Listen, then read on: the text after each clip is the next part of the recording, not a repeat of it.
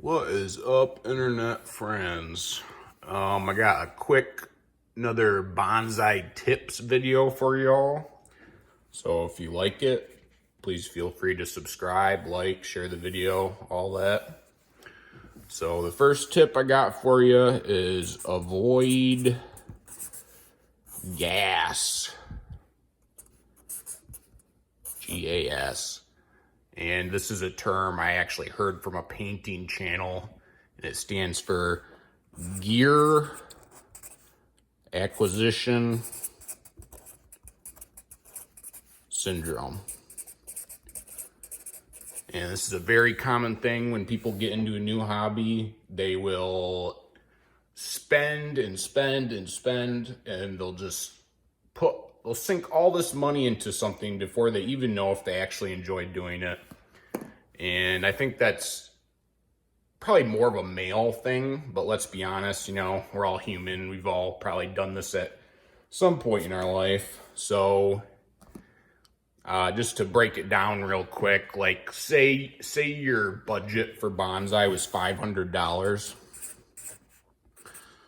And while we're being honest, most of us probably aren't even setting a budget. We're probably just spending. But if your budget is $500, the most common way I would see people spend this is they would get 2 super fancy designer bonsai pots, a bag of low quality bonsai soil, and probably some dinky little plant that doesn't even look like anything. Okay. So, you probably immediately see the problem with this. Designer pots are a great investment if you don't use them.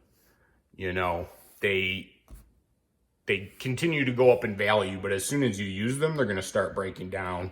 The only time you should really be using a fancy pot is for a bonsai show.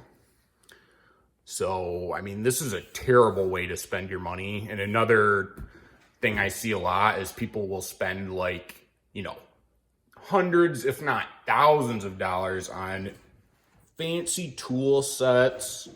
No amount of spending money is going to make you better at a hobby. It's like if you wanted to be a drummer and you bought the fanciest drum kit with the custom cymbals and all, it's not going to make you any better. If you had just taken a 5-gallon bucket and a pair of sticks and you played on it every night for, a long time, you'd become very talented. So no amount of spending is going to make you better. If I had a $500 budget, this is how I would spend it. I would get an entire stack of plastic training pots, high quality bonsai soil, and some organic soil.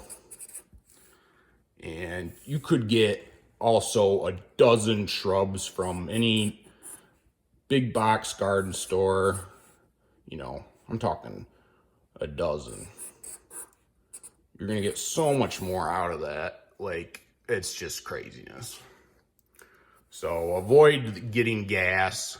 It's a pretty hilarious term, but I think it's very useful to keep in mind. Okay, tip number 2, understand the why.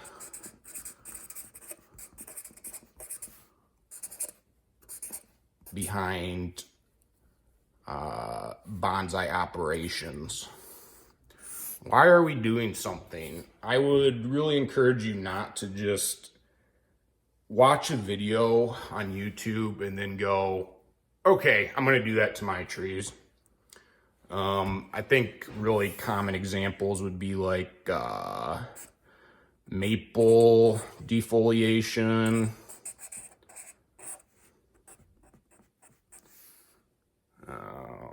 repotting,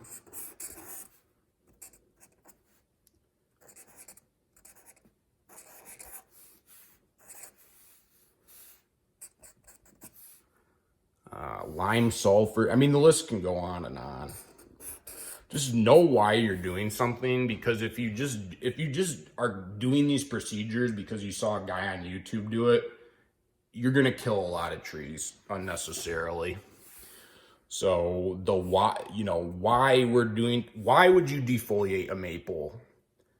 Why would you repot a tree? Don't just do these things every growing season because you saw someone else do it. You're going to kill a lot of trees.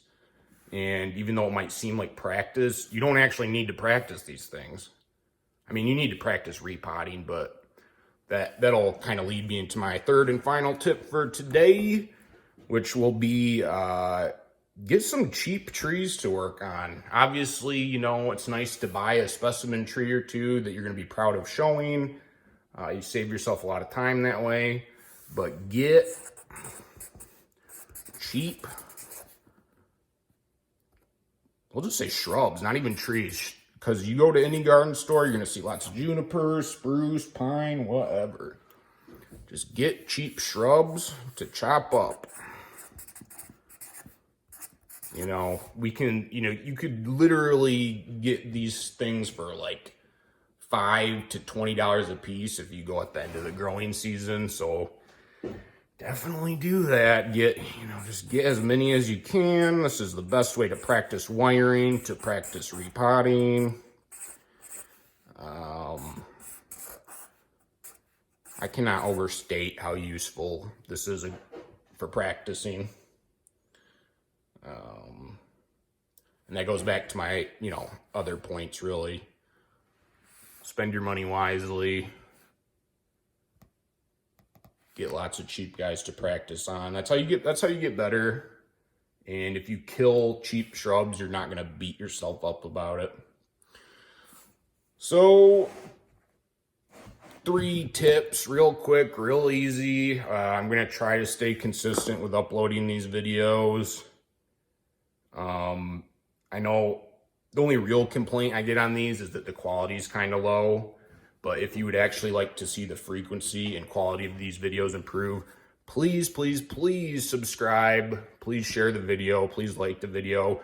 I promise if I get 1,000 subscribers and I can monetize the channel, it's going to dramatically improve these videos. Because once that happens, I can put money into camera equipment, a proper whiteboard, things will just continue to get better if we do that. So hopefully that was interesting. Tried to keep it pretty quick. Love y'all. Peace.